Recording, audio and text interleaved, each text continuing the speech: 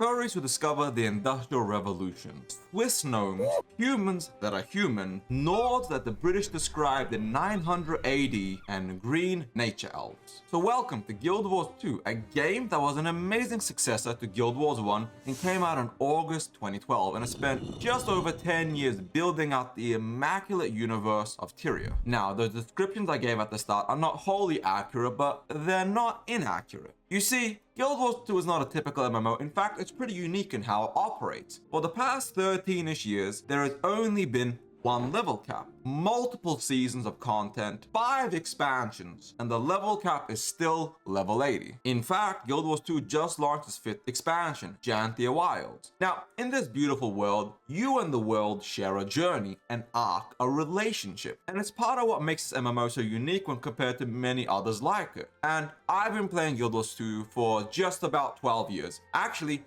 in fact, a full 12 years. I picked the game up on August 28, 2012. That's launch.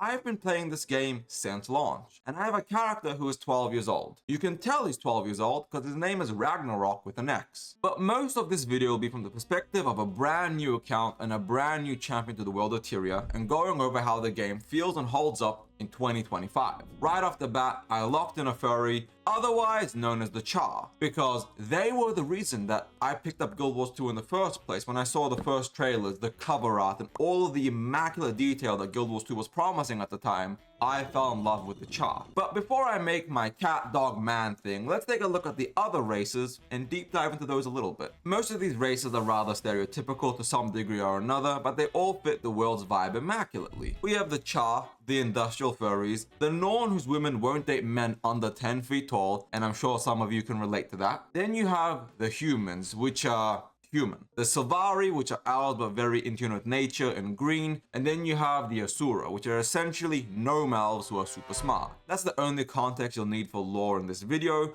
because this is not a lore video, otherwise this video would be 12 hours long. Let's move on to the classes, and man, does Guild Wars 2 have you covered. It's got your archetypical classes like warrior, range, and thief, and why does every game's name for rogue or assassin just sound super ass in comparison? Nonetheless, then it gets spicy. For example, engineer, revenant, necromancer. Now, these are just some of the classes, as there are 9 in total, but all of them are unique in their own way that makes them stand out. So we're gonna dive into my character. I always pick tank, and typically I always pick druid tank or bear. Now, Guild Wars 2 doesn't have that. So in this case, I picked warrior, as that's the class I've played in most MMOs that don't have bear druids. Of course, my cat man thing needs a name similar to myself, plus Eben.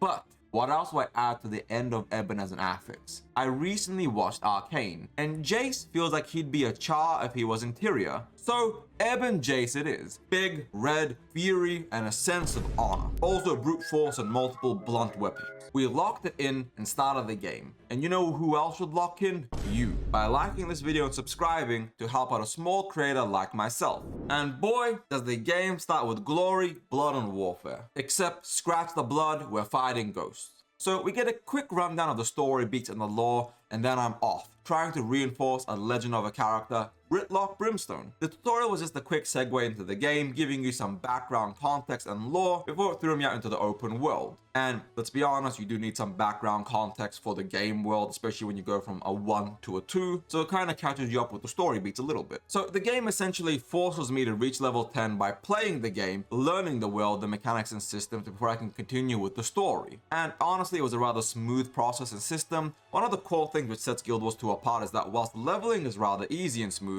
the game world is one of its core focuses. There are so many activities that you can do and constant dynamic events that spawn throughout the world rather often that expand that world, the lore and the gameplay. It makes the game world feel alive, and that's one of the core tenets of Guild Wars. Now, there are 4 main things you can do on every single map: tasks, hero challenges, points of interest, and vistas. Tasks are quite literally side quests. That's what they are. They're the archetypical side quest system from many other MMOs and game systems. And there are hundreds upon hundreds of these spread across the world. Then you have hero challenges, which are little moments that once upon a time used to be challenging, and they are still challenging in the newer expansions, but a lot of the older hero challenges are quite easy. They're face stomps. They're very quick. Points of interest are essentially just little locations that unlock the map and show you things, like little things that you're just interesting about the world of the zone. And then you've got vistas, which are points of interest on steroids. Beautiful, cinematic moments that let you enjoy the world and show you a glimpse of the area in high detail. Now,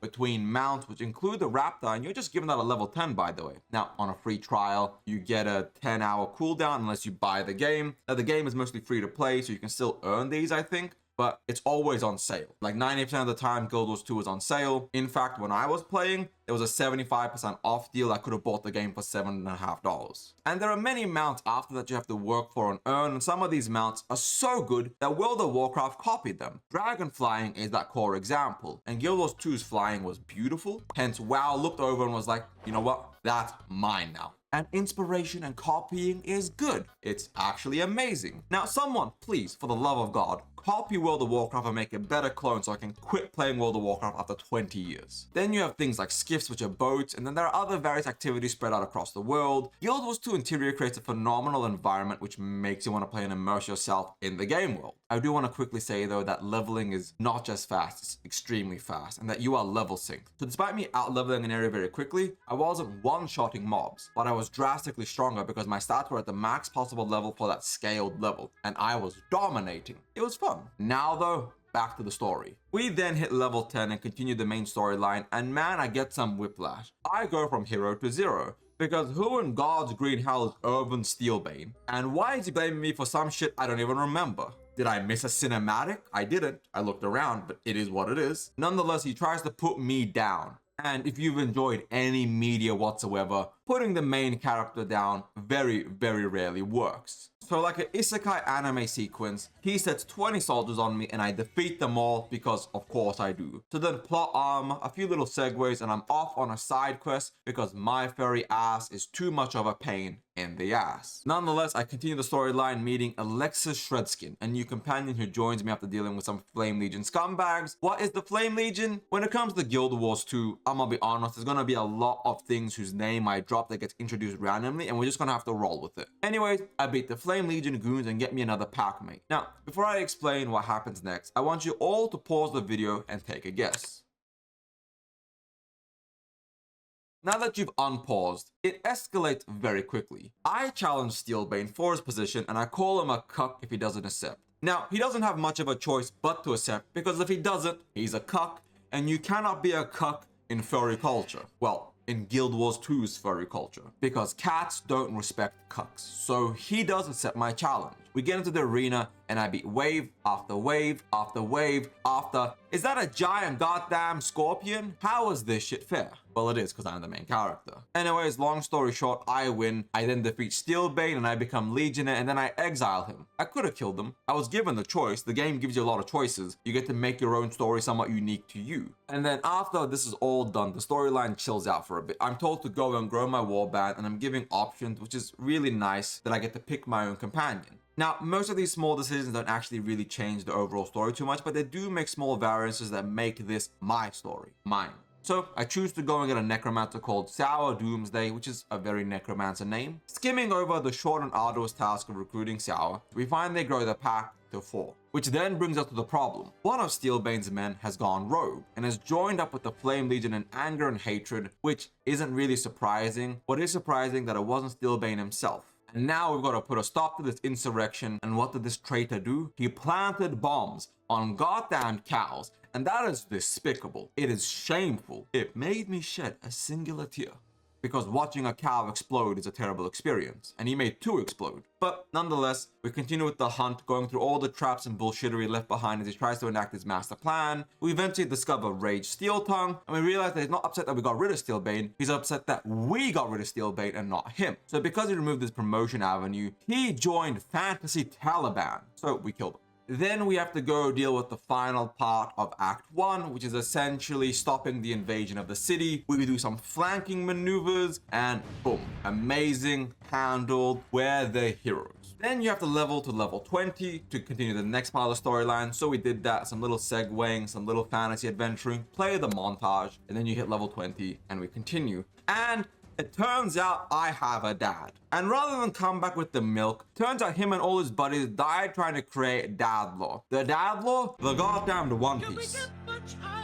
but he left it to me to continue his legacy and story by finding the keys to this treasure. As he put it, none of us could split this shit, so whoever outlives everyone else gets it all. Anyways, we're all dying. Well, they're all dead and I'm currently bleeding out, son. So now you get the treasure. Good luck. Gee, thanks, Dad. I haven't seen you in 30 years, and the first time I hear from you again, you're dead? Anyways, we continue on the adventure and make our way through some puzzles to the keys of this chest, and it turns out the scavengers have taken the second key. After a little chat with Tribune Brimstone, we discover that I've got two options. Crack some crack some skulls or diplomacy. And I'm not gonna lie, I was really leaning towards crack some skulls, but I decided to try diplomacy. After all, how badly could child diplomacy really be? And so I get there, and the first thing I say to the scavengers, and guys, I chose diplomacy, and I'm quoting my character, "Give me my key or I'll kill you." What is this, Fallout 4's dialogue wheel? We discussed, we diplomacy, tit for tat, I helped them deal with ghost cows, and yes, that's a thing. And then they give me my key, which is what happened. Now, a few more quests later, I unlock my father's legacy and his treasure, and I'm actually going to just pause the story there. There is a lot more story and questing to explain, but the reason for stopping is simple. Despite it being a little cringe at times,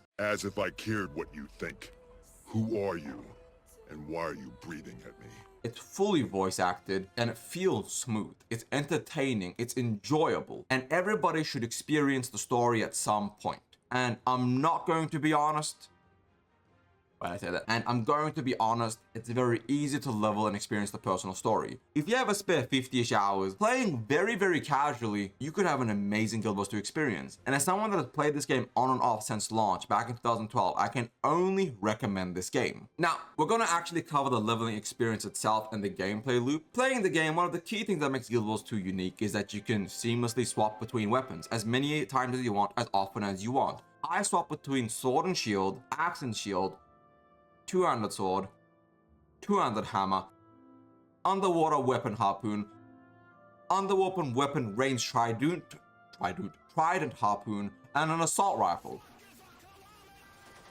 And there was no weapon skill to level, no barrier to entry. Now, certain weapons like torches and things of that nature had to be learnt to be used, but for the most part, any weapon I picked up was usable and swappable back and forth, no restrictions, which made the leveling experience, my leveling experience, fun and entertaining. If I ever got bored with a weapon and I didn't enjoy it as much, I could just try a different and better weapon. But on top of that, the game gives you loot hand over fist. It's insane. During the entirety of the first zone, you get things called enhanced might pieces of gear, which is gear that just makes the leveling experience slightly smoother and sets you up for at least about 20-ish levels, give or take. It's a piece of gear that you unlock, you pick the variant you want, you put the stats on it that you want, and you just equip it, and it just keeps you going for some time. Now, there's something I really need to address, and that is that Guild Wars 2 is two different games. You have part 1 of Guild Wars 2, which is the level 1 to 80 experience, and about 20 to 50 hours after you reach max level, so about the first 100 hours of the game. Part 2 is you realize that there is 7,000 hours worth of content once you hit the end game. The average player will likely never put in more than 200 or 300 hours into any given MMO, hence I'm not really going to cover the end game systems in depth in this video. But going back to part 1, the game pushes you to level 80 as fast as humanly possible. And you can realistically hit level 50 in about 10 hours of playtime if you move about it even very casually. It's fast. That's one of Guild Wars 2's main charms. It's incredibly casual friendly, and it has been since its launch.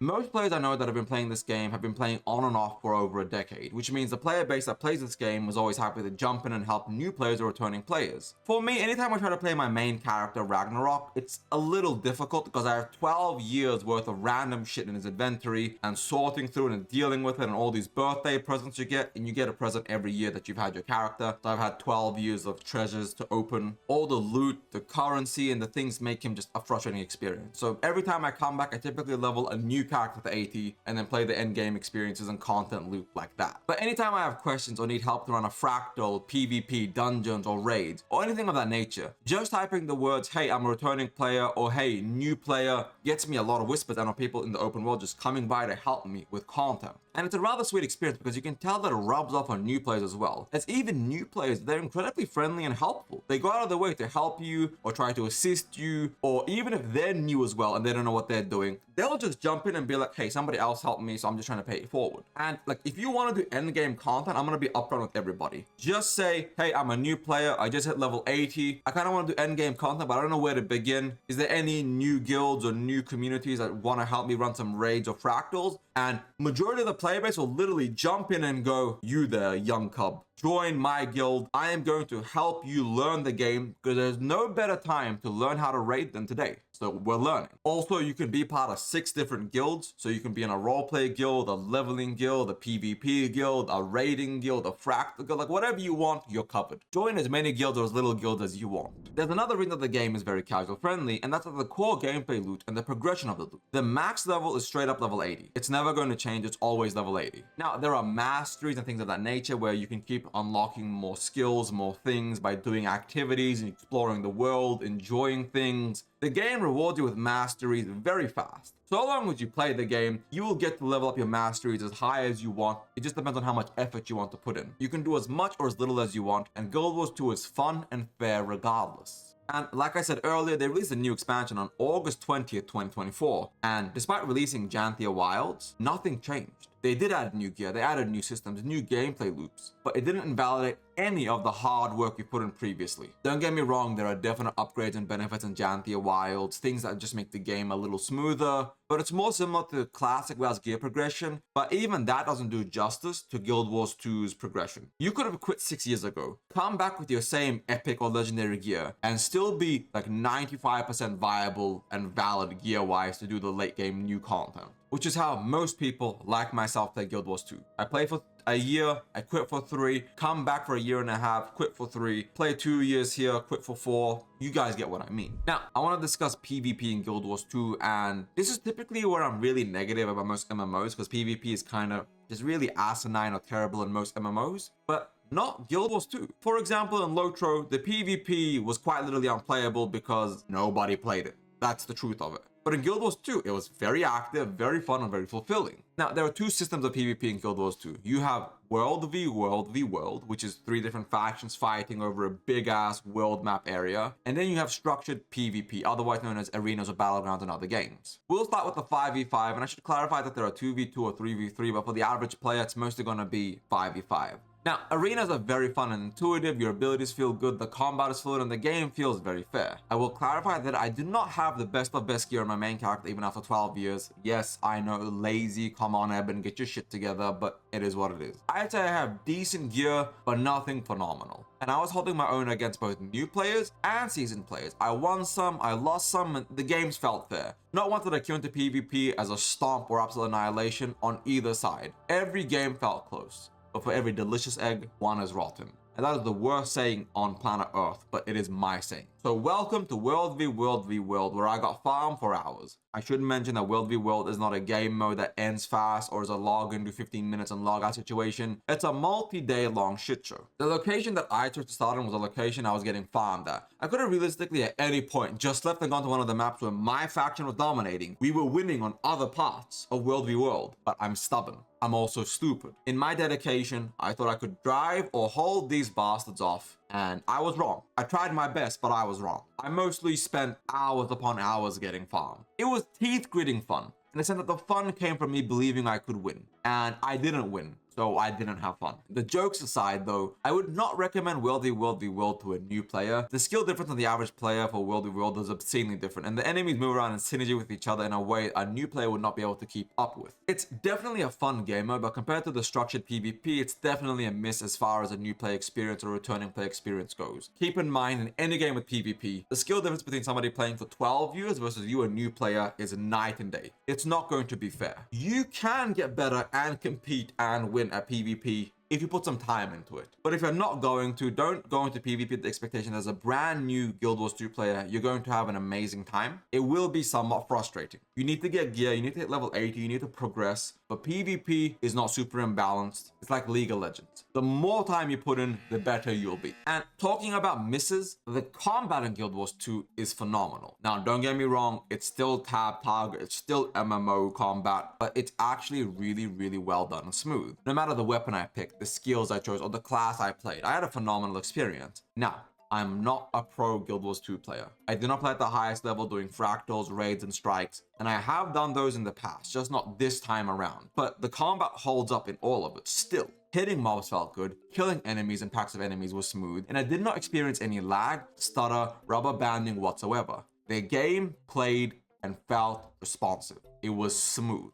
Now, certain weapons are definitely better than others, and certain skills definitely had more oomph and power to them, yet I felt satisfied in this regard, especially in dungeons and PvP. Compared to many other MMOs, I'd rate Guild Wars 2's combat as a solid 7.5 out of 10. Clean, intuitive, but at the end of the day, no matter how good it is, it's MMO tab target combat. But you know what? Let's discuss some problems, and that's the store. I'm gonna actually admit to everybody, this isn't really much of a problem. The in-game store is an in-game store. It's not that the store isn't very robust or full of things you can purchase, but there's nothing egregious in it. Technically, you can buy gold in-game and then trade it to get amazing gear, but on that technicality, you can do the same thing in World of Warcraft with the WoW token. So it's not like a fair criticism. It is still a criticism. You should not be able to buy gold, but I mean, like, as far as modern day gaming goes, it is what it is. As for things in the store that sell player power, things of that nature, there is none. You can buy XP boosts, you know, some crafting stuff, but it's not necessary. None of that is needed, especially considering how fast you level and how rewarding the game is if you put time into it. You can hit level 80 in about 50 hours of play if you play even semi-seriously. People do it in 30 hours. It is incredibly fast. Then there's the regular purchases, you know, skins, cosmetics, things of that nature. That's just relatively commonplace in the modern day and age. Overall, 6 out of 10 in-game store. Not bad, but not necessary whatsoever. Now though, we're gonna discuss PvE content, or in this context, instance PvE content. Me personally, I didn't do any fractals, raids, or strikes this run around. I said that earlier, but I have done them in the past, and they're really good content. Some are harder than others, some are funner than others, rather the typical of an MMO in this context. But for Guild Wars 2's dungeons, they're fun. But they are some of the older content, and it is essentially an abandoned game mode for the most part, having been released with the content I had mentioned before. But as a new player, most people are drawn to dungeon the story that they offer. And as I mentioned, the community section, anytime I needed help to run a dungeon, someone stepped up and came to help rather quickly. And the dungeons, they're really fun. I've run a few of them, but we're going to talk about Quarticus's Manor. This dungeon was a very fun place to dive into and experience. The little storylines and events, the scope of the location, the multiple phases, the atmosphere and tie-in with the world were very, very enjoyable. And it showcased the skill and talent that the devs have, and the skills that they had when they made the dungeon over a decade ago. In regards to raiding and fractals and strikes, the game makes content that is really good. It doesn't make as much of it as people would like. And that ties into the cons that I'm about to mention. The game needs more budget, it needs more expansions and more content. Now, don't get me wrong, there are small problems, content systems getting abandoned, for example, dungeons, the dating of the graphics, the slow but subtle decline of MMOs as a whole, meaning less and less players diving into these games. That one's not a Guild Wars 2 problem, that's just the industry problem. Yet ArenaNet is doing a phenomenal job with the budget that they have, but the game's age is starting to show, and as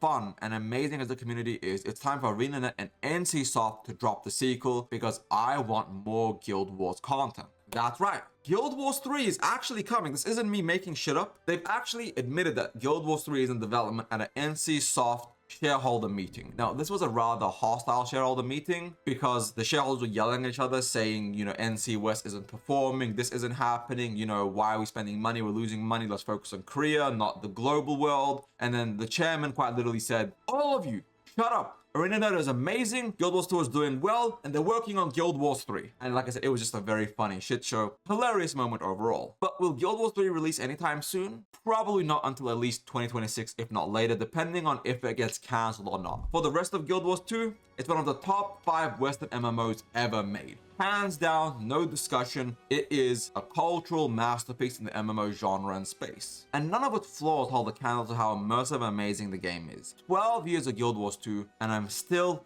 not sick of this game. And I will not be sick of it. And I can't wait to come back in 3 years and deep dive Guild Wars 2 all over again with everybody. And honestly, I hope at that point, it's Guild Wars 3.